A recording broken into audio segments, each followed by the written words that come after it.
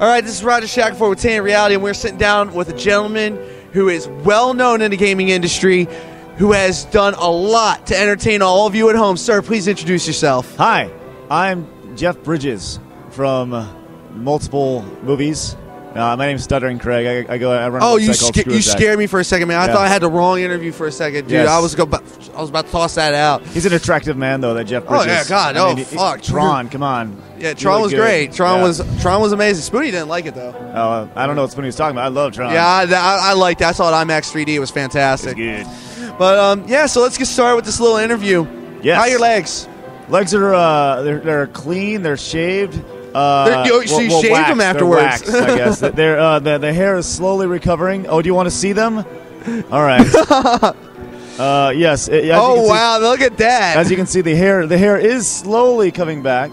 The hair mostly on the outside here, but I have a ring of hair right above my kneecap from where they stopped. It's like the opposite of a Brazilian almost. Yeah, it sucks, man. Every day I wake up. It's not. The thing is, we do like things, and it'll punishment involved. And this is the first thing I've ever lost. First thing I've ever lost. And it was a painful loss, wasn't it? In the process, not just painful, but demoralizing. Because every day I wake up and have to deal with this. Like it sucks. Like it's not just a one-time deal. I'm still dealing with it. Yeah, so. But it wasn't only painful because you got the shave, but you broke your camera, man. Oh no, that was horrible. That was the worst thing ever. How much did that cost you to get that fixed? Actually, it didn't cost anything because Destin is a mechanic whiz and went in and fixed the focus ring, which is what was broken. Oh, wow. It was great. Thank you, Destin. You saved us some money. Destin Legary, you're the man. Yes. But Angel can still kick your ass in Killer Instinct. He told me to tell you that, by the way. So, for the fans at home who may not know, what is Screwattack? It's, there's multiple websites that have changed Earth. We're not one of them, but we're a website that produces video game content. We produce more video game content than anybody on the internet. Just totally original content. You'll find something original every day on Screwattack, probably multiple times a day. We post usually 2 to 3 times a day. It's just a bunch of guys getting around, playing games, having fun, giving you their opinions on games, and doing it in a way that kind of Screwattack can only do. Not only do you guys provide a lot of your own content, but you pride yourselves on your user content as well, right? Yeah, we do ever since we started, we've always prided ourselves on getting people out there, not just having Screwattack be an outlet, but for us, but be an outlet for everybody. So we started with like G1 Submission Sunday, which is on Sundays the site was devoted just for user submitted content, and then we relaunched our site about a year ago, to where every day we're featuring, the best user content on the main page, to where people can go and check it out and experience it and really be exposed. So it's a really great fan community for everybody, all walks of video game fandom, to just come together and just kind of celebrate. That is what Screwattack is all about. Screwattack is about gaming at its absolute core. Gamers coming together, having one central place to talk about games, and not have to worry about all the BS. Awesome. So let's go back a couple years. How did it all start? Well, we're going on 5 years, coming up in February. Oh, congratulations! Which is it's like eons in terms of internet time. It started really right after I graduated college, and I didn't really want to work for anybody. And pretty much the idea for Screwattack came out, and we actually wanted to do it with like an audio radio show, which was this thing called a podcast at the time. Oh, that thing. And I was like, nobody's doing a radio show on video games on the internet. And we found out there's a million video game radio shows on the internet. But we actually we started off with a podcast called Side Scrollers, and Side Scrollers we still do it today. So it's the longest running thing we've done on Screwattack. But we then started doing video content, and we decided we're going to do something every day. And since then, it's kind of grown, and we've developed partnerships with other websites and such. And I guess going on 5 years can't be too bad. Awesome. Yeah, I mean, like, what other organizations out there lasted as long? So they come and go. So now, as the years went on, one thing I like about you guys is that you always have something on the horizon. You always have something new, and I guess one of the big breaks for you was, of course, signing on with Game Trailers. You provide a lot of content for them. Yeah. How did you guys secure that? Well, GT was really interesting.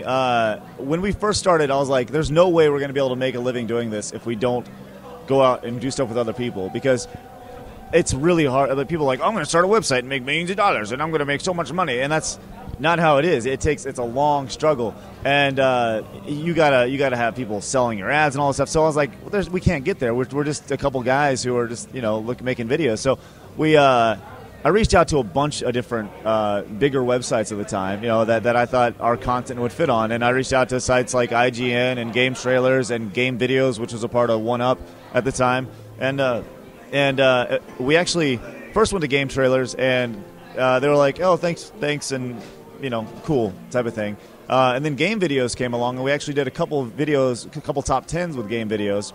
And they blew up. They did like 250,000 downloads and such. And then when we were like, wow, our stuff is actually pretty good. People like what we're doing, And then Game Trailers was like, hey, so we saw your videos and they did pretty good. And then they came back, and that's kind of how it started. So. I see. So from there, you started acquiring outside talent, and one of your bigger acquisitions was the Angry Video Game Nerd, who is put out on Game Trailers under the Screwattack banner. How did that work out?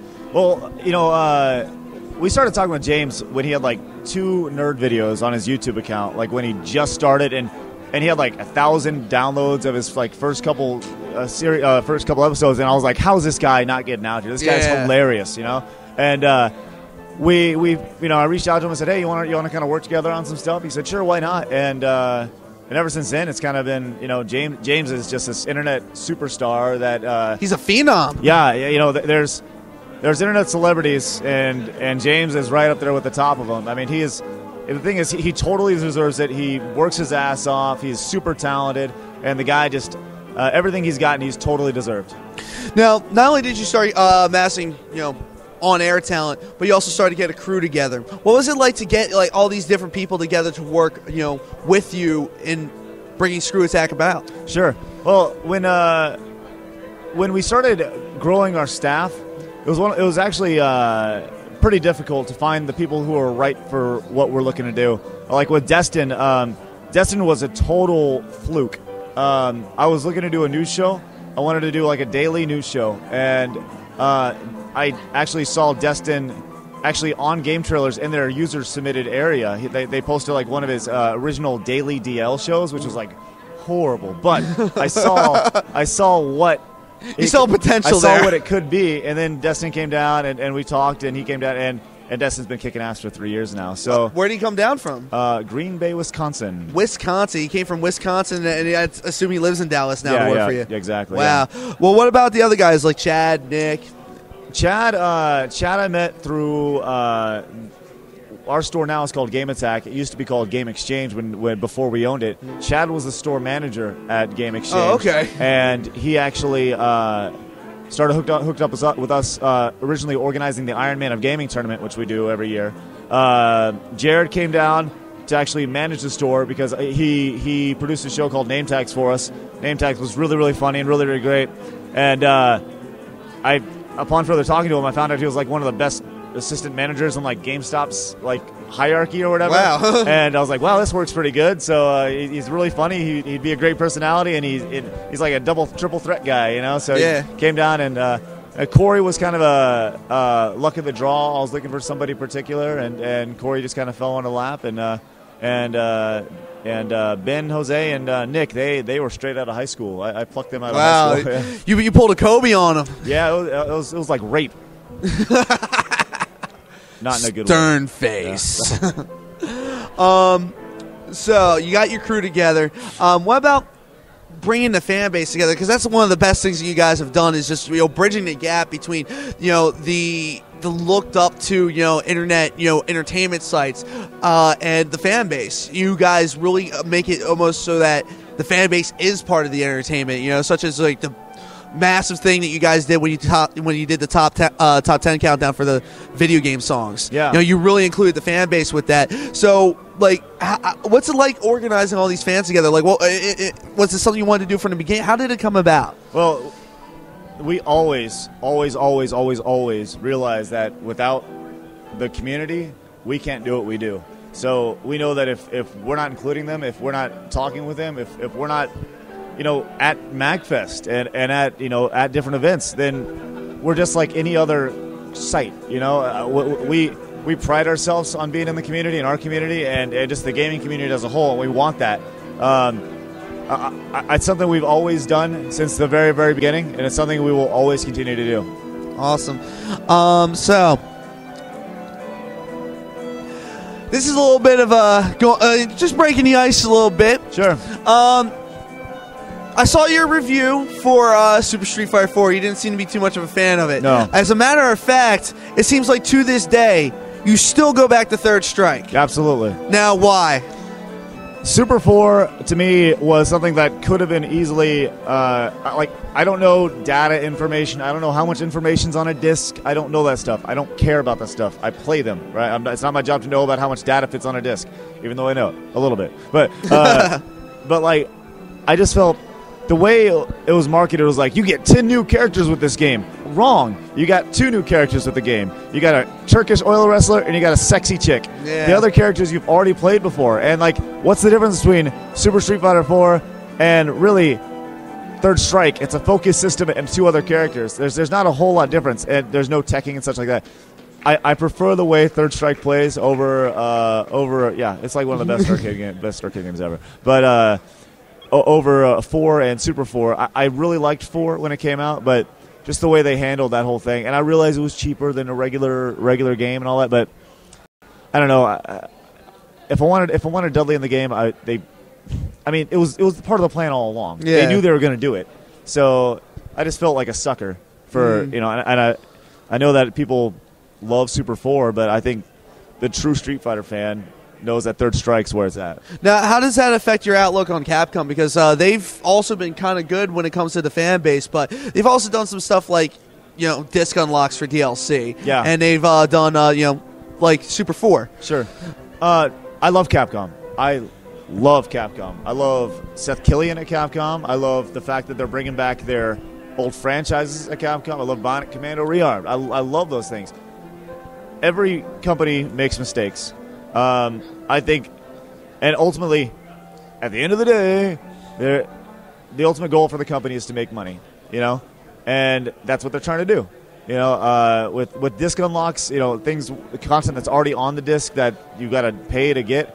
I think that's really shady, but people will pay for it, and that's the bottom line. People will still pay for it, and they'll go, "That sucks. Here's my money." Another opinion piece for you. As we all know, the big bad guy right now is Activision. But, really? But why are they the bad guy? That's what I was going to ask you. What's your view on Activision? Are they the bad guy? Are they Hitler when it comes to the video game publishers out there? I don't think. Honestly, I don't think so. A couple years ago, who was the big bad guy? EA. EA was the big bad guy, right? And now EA is kind of this oh, look, they're kind of doing some fun things now. They're still bad, but they're less bad than Activision, because Activision has Call of Duty, and Call of Duty's so bad, and everyone hates Call of Duty. I love Call of Duty. So do I. I love the franchise, and I know that a lot of gamers are like, "You like Call of Duty?" Well, yeah, I like Call of Duty. Why don't you like Call of Duty? It's the same game every year. Well, no, if you've actually played it, you'd realize it's not the same game every year. I mean, I think Call of Duty Black Ops is one of the best values in gaming of the year. I mean, you got 3 games in there that would be normal price. You got zombies, multiplayer, single player. And I'm assuming that Activision gets a bad rap because they got this really brash, arrogant guy who runs, the Bobby Kotick guy, right? Who's really, people just don't like him, right? And then there's this thing with Infinity War. They're going back and forth. There's a lawsuit between EA and whatever. Look. Nobody knows the full story of that stuff. I know from experience that nobody knows the full story when it comes to how this was handled or how this was handled or how this was handled. So to form an opinion on something that you know absolutely nothing about is very ignorant, and I think that a lot of gamers just kind of go with the trend. Like, one hot journalist will be like, "Well, I think Activision sucks," and then they'll be like, "Yeah, man, they're jumping on the bandwagon." Yeah. And I know that's really, it may be shocking to say, but I think a lot of people they wait for somebody to have an opinion for them, and then they go, "Oh yeah, that's right. I agree with that." Or somebody makes really good points, and they go, "Okay, I see that," but they don't think about the other side of things. And another thing that you said, actually on Side Scrollers last month, was you actually defended the Spike Gaming Awards. Yeah, I don't mind them. I actually I don't mind them at all. I know that a lot of people have been ragging on them. I think they're. What's the alternative?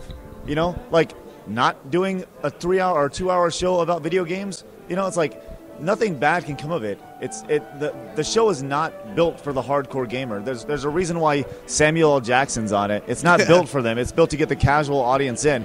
Now, the hardcore gamer, they're the ones who are bitching about it, and they have every right to bitch about it, but the show ultimately is not for them. It's not for me. It's not for you. It's not for pretty much anybody at MAGFest. It's there to get mom who's flipping through the channels goes, oh, what's that hot lady doing with that cool background? So you really don't see stuff like that as a detriment like some of the more hardcore elite do? It's Spike TV, man. It's like, it has to be taken with a grain of salt. They got Spike fucking TV. Deadliest Warrior on there. Well, look, I love Deadliest Warrior. I love Deadliest Warrior. But some people say it's stupid TV. It's moron TV. Whatever. I think it's great TV. I love watching that stuff. Whether you have to think about it or not. Do I think that the VGAs can be improved drastically? Yes, I do. But ultimately, I'm not a guy making that decision. Nor am I going to be a guy making that decision. So why am I going to bitch about something when I have no control over how it goes? Now let's switch the tone a little bit. Let's get on something a little bit positive. You got a lot of talent on Screwattack. You put out the videos for a couple of different people. You got Keith Avocary, you got the Nerd, you got ongoing series. Well, not ongoing, but you got series like Metal Gear Ben. Sure. Out of all those, like what's something that you're the most proud of? Well, look, I love when we find new talent or new talent finds us. The relationships that we've built over the years with the amount of people that we've worked with, like the Keith Apicares, Nathan Barnett's, the James Rolfes, the guys from PVC Productions and such, the Safety First guys. At everything we've done, the productions themselves are really cool, but I value the relationships way more than the productions that we've done. But in terms of some of the most fun stuff we've done, I love. We just started Death Battle. I love Death Battle. Metal Gear Bin was really rewarding because it was like kind of the first episodic series we've done in house.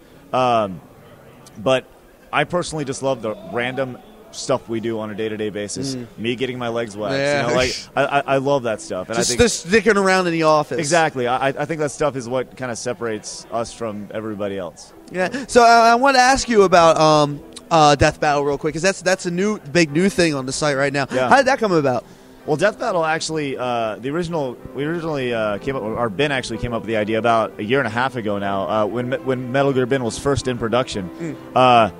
When we were sitting there, and he's like, so I want to show you this new show. It's called Who Would Win? And he had this pilot put together and this really, really bad sprite battle that was just kind of like a rough idea of kind of what it was like. And I was like, that's a really cool idea.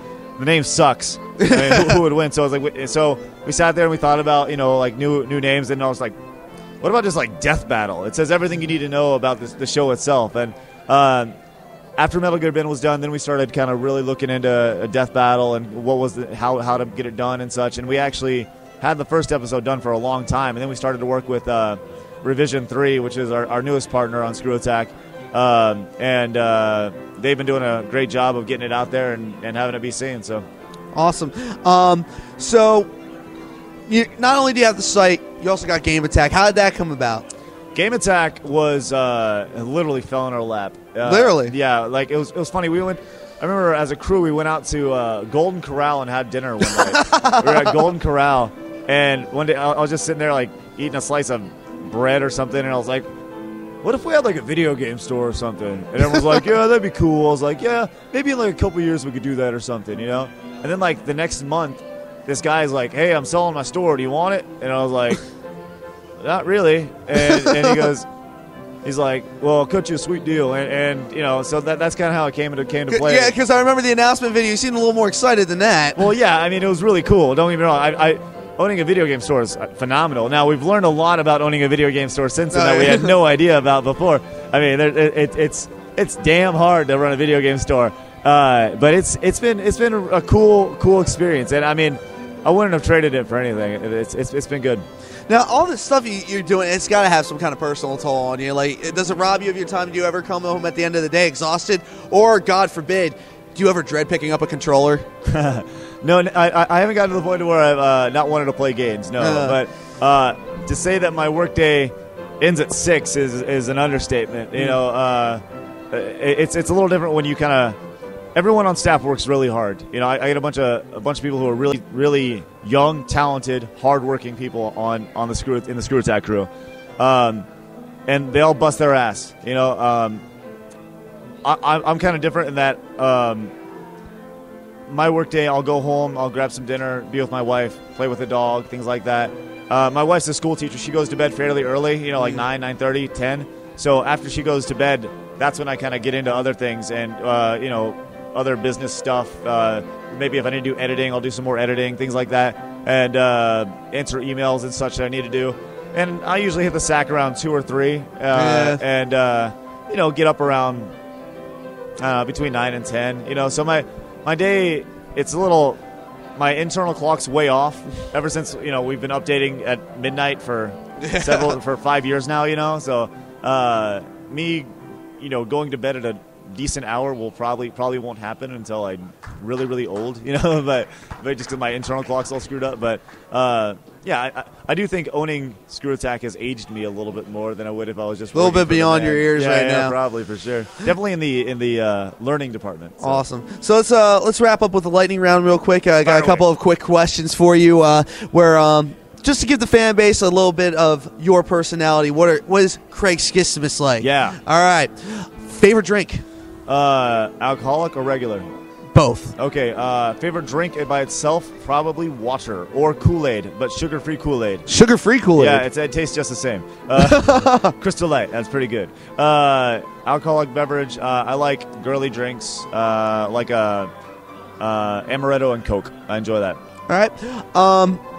Time where a fan crossed the line. Oh, well, we actually had one show up at our office one day. Really bizarre.